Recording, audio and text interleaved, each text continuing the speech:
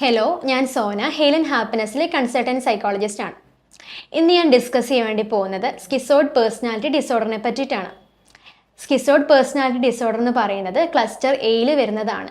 Cluster എയിൽ വരുന്ന മറ്റ് പേഴ്സണാലിറ്റി ഡിസോർഡേഴ്സ് ആണ് paranoid personality disorder, schizotypal personality disorder. ഈ സ്കിസോയിഡ് പേഴ്സണാലിറ്റി ഡിസോർഡറിൽ ഏറ്റവും മെയിനായിട്ട് നമുക്ക് കാണാൻ പറ്റുന്നതെന്ന് പറഞ്ഞാൽ അവർ സമൂഹത്തിൽ നിന്നൊക്കെ ഒരു ഉൾവലിഞ്ഞ് നിൽക്കുന്ന ക്യാരക്ടർ ആയിരിക്കും ഇത്തരം വ്യക്തികൾ ഉണ്ടാവുന്നത്. സമൂഹത്തിലായിക്കോട്ടെ അല്ലെങ്കിൽ വീട്ടിലായിക്കോട്ടെ അവർ എല്ലാ കാര്യങ്ങളിൽ നിന്നും ഒരു ഉൾവലിഞ്ഞ് നിൽക്കുന്ന, ഒരു വേർപെട്ട് നിൽക്കുന്ന ഒരു ബിഹേവിയർ ആയിരിക്കും ഇത്തരക്കാർ മെയിനായിട്ടും കാണിക്കുന്നുണ്ടാവുന്നത്. ഏകാന്തത ഏറ്റവും കൂടുതൽ ഇഷ്ടപ്പെടുന്ന ആളുകളും ഇത്തരത്തിലുള്ള ആളുകളാണ്. ഒരു ഒറ്റപ്പെട്ടിരിക്കുന്ന ക്യാരക്ടർ ആയിരിക്കും. എല്ലാ കാര്യങ്ങളോടും ഇവർക്കൊരു വിരക്തി ആയിരിക്കും, ഒരു താല്പര്യമില്ലായ്മ ആയിരിക്കും. അതിപ്പം ജോലിയിലായിക്കോട്ടെ അല്ലെങ്കിൽ മറ്റു കാര്യങ്ങളിലായിക്കോട്ടെ ഇവർക്കൊരു താല്പര്യമില്ലായ്മയായിരിക്കും മെയിനായിട്ട് ഇവർക്ക് ഉണ്ടാവുന്നത്. ഒരു അസാധാരണമായിട്ടുള്ള പെരുമാറ്റമായിരിക്കും ഇത്തരക്കാരിൽ നമുക്ക് കാണാൻ പറ്റുന്നത്. മെയിനായിട്ടും സോഷ്യൽ ഇൻട്രാക്ഷൻ എന്ന് പറയുന്നത് വളരെ കുറവായിരിക്കും. ഒരാളുകളുടെ അടുത്ത് സംസാരിക്കാനോ അവരുടെ കൂടെ വർക്ക് ചെയ്യാനൊക്കെ ഇവർക്ക് വളരെ ബുദ്ധിമുട്ടായിരിക്കും. ഒരു സോഷ്യൽ ഇൻട്രാക്ഷൻ എന്ന് പറയുന്നത് തീരെ ഇവരിൽ ഉണ്ടാവത്തില്ല. അതുപോലെ തന്നെ സുഹൃത്ത് ബന്ധങ്ങൾ എന്ന് പറയുന്നതും ഇവർക്ക് വളരെ കുറവാണ്. അടുത്ത ബന്ധുക്കൾ അല്ലെങ്കിൽ അടുത്ത ആളുകളോടാണെങ്കിൽ പോലും ഇവർ അധികമൊന്നും അങ്ങനെ സംസാരിക്കാറില്ല. എപ്പോഴും ഒറ്റപ്പെട്ട് നിൽക്കുന്ന അല്ലെങ്കിൽ ഒതുങ്ങിക്കൂടുന്ന ഒരു ക്യാരക്ടർ ആയിരിക്കും. അങ്ങനെ ഒരു സംസാരിക്കാൻ ഒരു സിറ്റുവേഷൻ ഉണ്ടാവുകയാണെങ്കിൽ തന്നെ ഇവർ മനഃപൂർവ്വം അത് അവോയ്ഡ് ചെയ്യുകയാണ് ചെയ്യാറുള്ളത്. ഒരു വർക്ക് പ്ലേസിൽ ഇവരെന്തെങ്കിലും നല്ല കാര്യം ചെയ്തിട്ട് നന്നായിട്ട് ജോലി ചെയ്തിട്ട് മറ്റുള്ളവരെ അഭിനന്ദിക്കുകയാണെങ്കിൽ പോലും ഇവരതൊന്നും വലിയ കാര്യമാക്കി എടുക്കാറില്ല. അവരതൊന്നും മൈൻഡ് ചെയ്യാറില്ല. അങ്ങനെയുള്ള കാര്യങ്ങൾക്കൊന്നും ഇവർക്ക് തീരെ താല്പര്യമോ ഒരു സന്തോഷമൊന്നും ഉണ്ടാകത്തില്ല. മറ്റുള്ളവർ ഇനി എന്തെങ്കിലും കാര്യത്തിന് ഇവർ വിമർശിക്കുകയാണെങ്കിൽ തന്നെ ഇവരതൊന്നും വലിയ മൈൻഡ് ചെയ്യാറില്ല. അതുപോലെ തന്നെ ഒരു വർക്ക് പ്ലേസിലാണെങ്കിൽ മറ്റുള്ളവരുമായിട്ട് ഒരുമിച്ചിരുന്ന് ജോലി ചെയ്യാൻ ഇവർക്ക് തീരെ താല്പര്യം ഉണ്ടാവില്ല. ഒരു ഗ്രൂപ്പ് ആയിട്ട് വർക്ക് ചെയ്യുന്നതാണെങ്കിൽ ഇവർ അതിൽ നിന്ന് മാക്സിമം ഒഴിഞ്ഞു മാറി നിൽക്കും. ഇവർക്ക് എപ്പോഴും ഒറ്റയ്ക്ക് വർക്ക് ചെയ്യുന്നതാണ് കൂടുതൽ ഇഷ്ടം.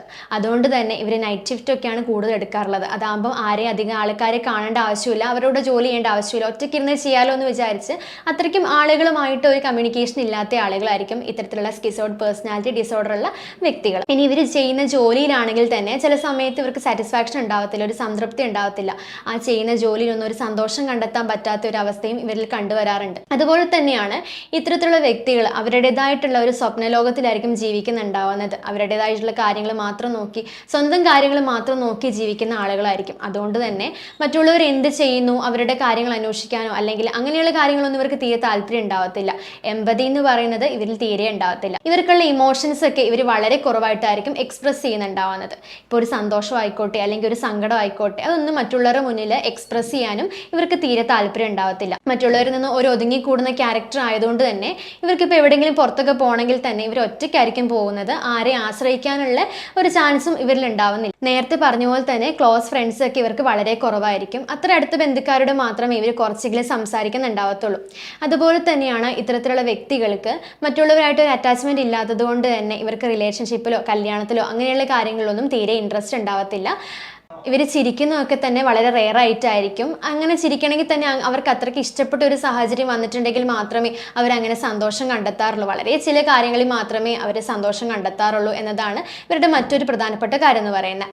നേരത്തെ പറഞ്ഞ പോലെ തന്നെ ഇവർക്ക് ഒറ്റപ്പെട്ടിരിക്കാനാണ് ഭയങ്കര ഇഷ്ടം. അതുകൊണ്ട് വീട്ടിലാണെങ്കിലും ഒരു ഫുഡ് കഴിക്കുന്ന സമയത്ത് എല്ലാവരും ഒരുമിച്ചിരിക്കുന്ന സമയത്ത് ഇവർ തന്നെ മാറി ഇരുന്നിട്ടൊക്കെയാണ് മെയിനായിട്ടും കഴിക്കാറുള്ളത്. ഇനിയിപ്പോൾ ജോബ് പ്ലേസിലാണെങ്കിലും ഫ്രണ്ട്സ് എല്ലാം കൂടെ നിന്ന് വർത്താനം പറയുമ്പോഴാണെങ്കിലും ഇവർ അതിൽ നിന്നെല്ലാം ഒഴിഞ്ഞു മാറി ഒറ്റപ്പെട്ട് നിൽക്കുന്ന ഒരു ക്യാരക്ടറാണ് മെയിനായിട്ടും ഇവരിൽ കണ്ടുവരാറുള്ളത്. ഇത്തരക്കാരിൽ ഇങ്ങനത്തെ പ്രശ്നങ്ങൾ നമ്മൾ കുട്ടിക്കാലത്ത് തന്നെ കണ്ടുവരാറുണ്ട്. കുട്ടിക്കാലത്ത് തന്നെ ഇവർക്ക് ഇങ്ങനത്തെ ലക്ഷണങ്ങൾ ഇവർ കാണിച്ചു തുടങ്ങാറുണ്ട്. ആർക്കും ഒരു ശല്യമില്ലാതെ ഒതുങ്ങിക്കൂടുന്ന ക്യാരക്ടറാണ് ഈ ഒരു സ്കിസോയിഡ് പേഴ്സണാലിറ്റി ഡിസോർഡറുള്ള വ്യക്തികൾ.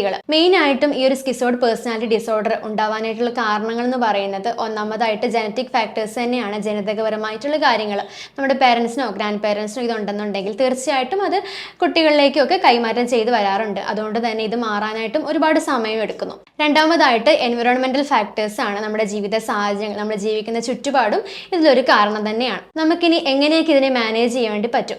മെയിനായിട്ട് നമ്മൾ സ്വയം ഡയഗ്നോസ് ചെയ്യാതിരിക്കുകയാണ് വേണ്ടത്.